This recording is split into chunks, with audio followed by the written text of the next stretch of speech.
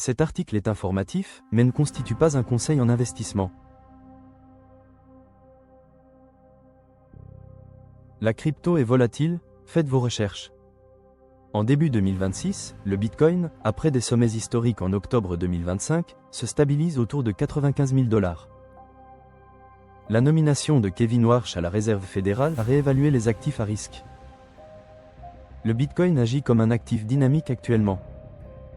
Techniquement, le Bitcoin est en marché baissier, ayant chuté de 20 PER 100 depuis son sommet. Il est bien en dessous des moyennes mobiles. Les retracements de Fibonacci montrent des zones de support suivantes. 0.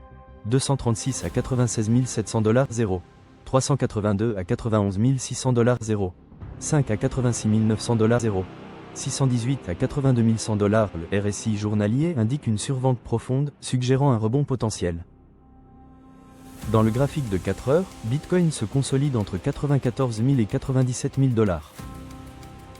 Les résistances incluent 97 850 $ et le support à 92 750 $. L'accumulation de volume dans la zone de 93 000 à 96 000 $ pourrait indiquer un mouvement à venir. À court terme, le Bitcoin évolue dans une fourchette étroite.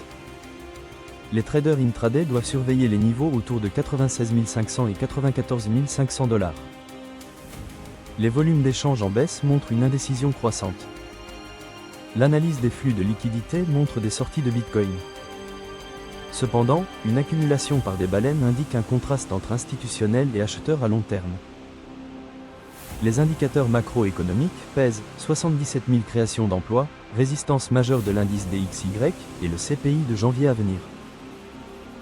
Les scénarios techniques incluent 1. Haussier, au-dessus de 97 850 $, possibilité d'atteindre 102 000 à 105 000 $. 2. Neutre, consolidation entre 92 000 et 98 000 $.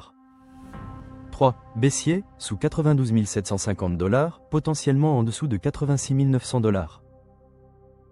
Pour les traders à court terme, privilégiez le trading de range.